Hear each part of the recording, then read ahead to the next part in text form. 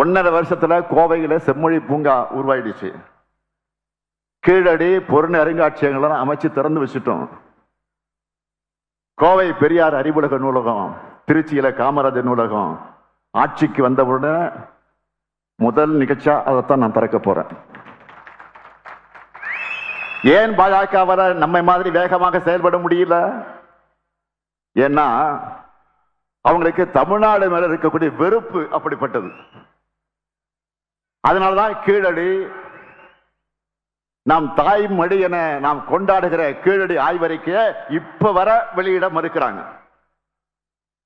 இரும்பினுடைய பயன்பாடு தமிழ்நிலத்திலிருந்து தான் தொடங்குச்சுன்னு என அறிவுபூர்வமாக நாம நிரூபிச்சிருக்கிறோம். அந்த ஆய்வு முடிவு வெளியிட்டதற்கு பின்னால பிரதமர் அவர்களோ பாஜக அரசோ ஒரு வாழ்த்து கூட இதுவரை சொல்லல. அண்மையிலே கூட நம்ம மதுரைக்காக மதுரை ரயில் திட்டத்தை கேட்டோம், மெட்ரோ ரயில் திட்டத்தை கேட்டோம். ஆனா ஆக்ரா, போபால், பாட்னா போன்ற நகரங்களுக்கு கொடுத்தாங்களே தவிர மதுரைக்கும் கோவைக்கும் மறுத்துட்டாங்க. இப்படிப்பட்ட துரோக கூட்டணி தான் என்டிஏ. தமிழ்நாட்டின் மீது வன்மத்தோடு செயல்படக்கூடிய என்டிஏவோடு சதி திட்டங்களை வென்று வளர்ச்சி பாதையில நம்முடைய சாதனை பயணத்தை தொடரணும். 10 ஆண்டு காலத்தில் தமிழ்நாட்டுடைய வளர்ச்சியை சீரழித்தது அதிமுக, அதுக்கு துணை போனது பாஜக. நீங்க மறந்திருக்க மாட்டீங்க, 2021 உங்க ஆதரவோடு தமிழ்நாட்டை மீட்டெடுத்து இன்றைக்கு இந்தியாவில் நம்பர் 1 மாநிலமாக தமிழ்நாட்டை உயர்த்தி இருக்கிறோம். இந்தியாவுக்கே வழிகாட்டக்கூடிய மாடல் திராவிட மாடல் சொல்லக்கூடிய அளவுக்கு மாநிலத்தை தலை நிமிர வச்சிருக்கிறோம். முதல் நாள் ஆட்சிக்கு வந்து முதல் நாள் முதல் கையெழுத்திலேயே மகளிர் எல்லாரும் கட்டணம் இல்லாமல் வெடியல் பயணம் செய்யலாம் உத்தரவிட்டோம். அதை தொடர்ந்து திராவிட மாடல் ஆட்சியில் செய்யப்பட்டிருக்கக்கூடிய திட்டங்களை நான் இப்ப தலைப்புச் செய்திகளாக சொல்ல போறேன். 1,31,00,000 மகளிருக்கு ஒவ்வொரு மாதமும் 1000 ரூபாயை வழங்கிக் கொண்டிருக்கும் கலைஞர் மகளிர் உரிமை திட்டம் இனி உங்களுடைய உரிமை தொகை 2000 ரூபாயாக உயரப்போகுது. அரசு பள்ளியில படிச்சு காலேஜ் போகக்கூடிய மாணவ மாணவிகளுக்கு மாதம் 1000 ரூபாய் வழங்கக்கூடிய புதுமை பெண் மற்றும் தமிழ் புதுமை திட்டம் இனி இந்த தொகை 1500 ரூபாயாக உயரப்போகுது.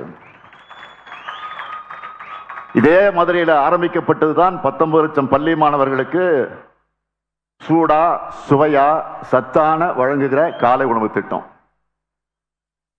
5ஆம் வகுப்பு வரை. இப்போ இந்த திட்டத்தை 8ஆம் வகுப்பு வரைக்கும் விரிவாக்கம் செய்ய போறோம்.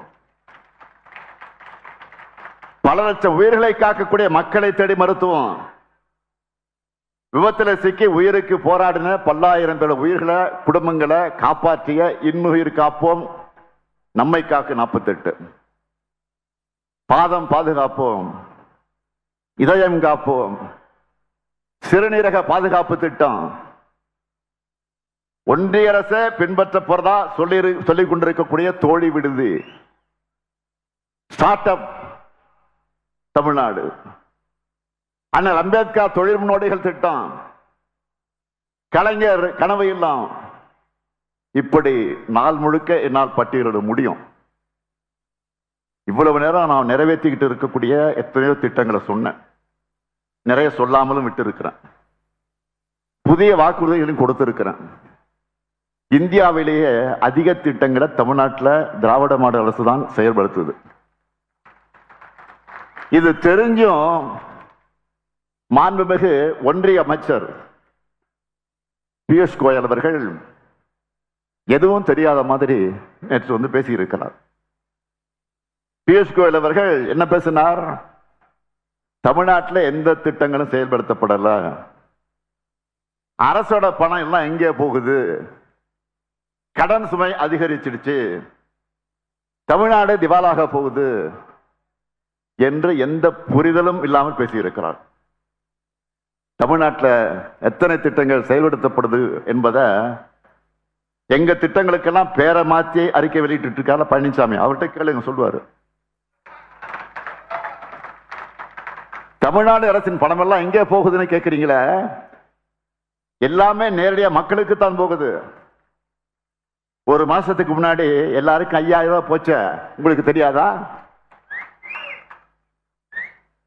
அது இங்க இருக்கக்கூடிய பயனாளி எல்லாருக்கும் தெரியும்.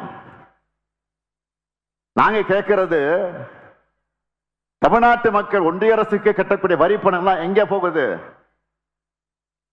தமிழ்நாட்டுக்கு 80,000 கோடி ரூபாய் கொடுத்திருக்கோம்னு அவர் சொல்லி இருக்கிறார். மாண்புமிகு ஒன்றிய அமைச்சர் திரு கோயல் அவர்களே, அப்படியே கொஞ்சம் உத்தரப்பிரதேசம், மத்திய பிரதேசம், பீகார், ராஜஸ்தான் போன்ற நீங்க ஆட்சி செய்யக்கூடிய மாநிலங்களுக்கு எவ்வளவு நிதியை கொடுத்திருக்கீங்க என்பதையும் சேர்த்து சொல்லுங்க. அப்பதான் தமிழ்நாட்டை நீங்க எந்த அளவுக்கு வஞ்சிக்கிறீங்கன்னு தெளிவா புரியும். தமிழ்நாட்டுடைய கடன் பற்றி பேசி இருக்கீங்களா? நேற்று உங்க அமைச்சரவையில் இருக்கக்கூடிய நண்பர் தர்மேந்திர பிரதான் அவர்களுக்கு நான் ஒரு சவால் விட்டேன். இன்று உங்களுக்கு ஒரு சேலஞ்ச் பண்றேன். தமிழ்நாடு ஒன்றிய அரசுக்கு கொடுக்கிற ₹1 பதிலாக திரும்ப எங்களுக்கு எவ்வளவு கிடைக்குது? அதே வாயாக்காலக்கூடிய மாநிலங்களுக்கு எவ்வளவு கிடைக்குது? இந்த கம்பேரிசனை வெளிப்படையா அறிவிக்க உங்களால் முடியுமா? சொன்னா உங்க கூட்டு வெளிப்பட்டு விடும். நான் உண்மையை உடைச்சு சொல்லிட்டான். பாஜக வட மாநிலங்களுக்கு தர அதே அளவு நிதி பெறுவ தமிழ்நாட்டுக்கு நீங்க வழங்கினா தமிழ்நாட்டு கடனை அடைஞ்சு நமக்கு நிதி நெருக்கடி இருக்காது. எங்க பணத்தை வாங்கிக்கிட்டு எங்க கிட்டே பணம் எங்கன்னு போகுதுன்னு கேட்கிறீங்களே, இது நியாயமா? பிள்ளையும் கிள்ளி விட்டு தொட்டிலையும் ஆட்டுறது சொல்லுவாங்களே, அது இதுதானா? பாஜகவுக்கு திமுக மீதான கோபம் மட்டுமல்ல, அவங்களுக்கு தமிழ்நாட்டு மேலையும் வெறுப்பு தான். இத்தனை நெருக்கடியை கொடுத்தோம். பொருளாதார வளர்ச்சியில, ஜிபிடி வளர்ச்சியில, தனிநபர் வருமானத்தில், ஆடை, காலணிகள், மின்னணு பொருள் ஏற்றுமதியில, இப்படி எல்லாத்தையும் நாம நம்பர் 1 இருந்தா வெறுப்பு வரத்தானே செய்யும். அதுக்காக இந்தியாவோட மிக முன்னேறின மாநிலத்தை பார்த்து திவால் ஆகிடும் ஒன்றிய அமைச்சர் பியூஷ் கோயல் சொல்றது ரொம்ப டூ மச். பார்த்துக்கிட்டே இருங்க, என்டிஏ தான் தமிழ்நாட்டில் திவாலாக போகுது. நிதி நிர்வாகம் பற்றி தமிழ்நாட்டுக்கு இவ்வளவு அக்கறையா பாடம் எடுக்கிறீங்களா? பாஜக ஆட்சிக்கு வந்ததிலிருந்து இந்தியாவுடைய பொருளாதாரத்துடைய நிலை என்ன? ஆட்சிக்கு வந்தா டாலருக்கு நிகரான இந்திய ரூபாயுடைய மதிப்பை அப்படியே தூக்கி நிறுத்திடுவோம்னு வாய்க்கீழே பேசுறீங்களா இல்லையா? இன்று என்ன நிலைமை இப்போ சொல்லுங்க. வரலாற்றில் இல்லாத அளவுக்கு ரூபாய் மதிப்பு பாஜக ஆட்சியில வீழ்ச்சியை சந்திச்சிட்டு இருக்கு. இன்னும் கொஞ்ச நாள்ல செஞ்சுரி போட போகுது. போய் முதல்ல அதை எப்படி தடுக்கணும் பாருங்க. பரீட்சையில ஃபெயிலான ஸ்டூடெண்ட் வந்து எல்லா சப்ஜெக்ட்லயும் டாப்பரா இருக்கக்கூடிய எங்களுக்கு அட்வைஸ் பண்ணலாமா? முதல்ல நீங்க பாஸ் மார்க் அச்சு வாங்கிட்டு வந்து அப்புறமா தமிழ்நாட்டு கதையை பேசுங்க. 2021 திராவிட மாடல் ஆட்சிக்காக மக்களுடைய ஆதரவை கேட்டு வரும்போது அடுத்த 10 ஆண்டுகளுக்கான தொலைநோக்கு பார்வையை உறுதிமொழிகளாக கொடுத்துட்டு தான் வாக்கு கேட்டேன்.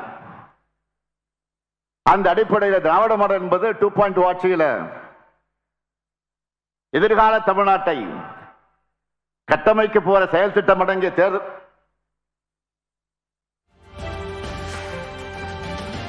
கட்டமைக்க போகிற செயல் திட்டம் அடங்கிய தேர்தல் அறிக்கையை சூப்பர் ஸ்டாரா கிளம்பி இருக்கும். இந்த தேர்தலுடைய சூப்பர் ஸ்டார் யாரு?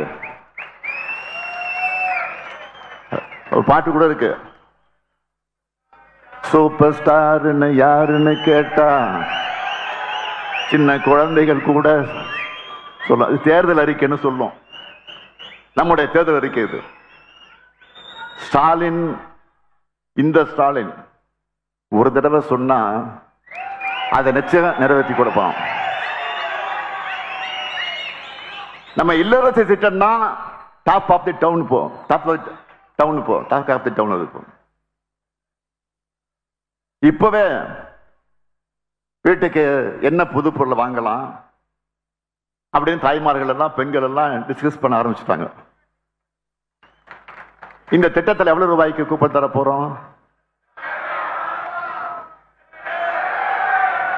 8000. கேட்கல, சுத்தமா சொல்லுங்க. 8000 ரூபாய் கூப்பன்.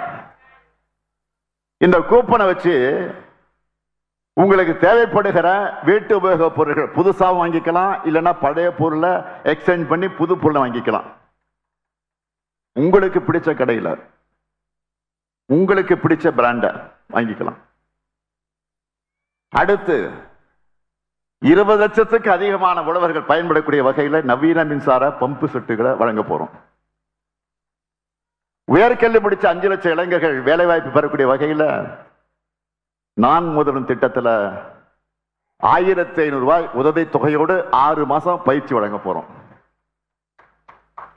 நெல் கொள்முதல் விலை குவிண்டால் ஒன்றுக்கு 3500 ரூபாயாக உயர்த்தி வழங்கப்படும். கரும்பு கொள்முதல் விலை டன் ஒன்றுக்கு 4500 ரூபாயாக உயர்த்தி வழங்கப்படும். பால் கொள்முதல் விலை லிட்டர் ஒன்றுக்கு 5 ரூபாய் உயர்த்தி வழங்கப்படும். முதியோர் உதவித்தொகை 1200 ரூபாயிலிருந்து 2000 ரூபாயாக உயர்த்தப்படும். மாற்றுத்திறனாளிகளுக்கான உதவித்தொகை 1500 2500 ரூபாயாக உயர்த்தப்படும்.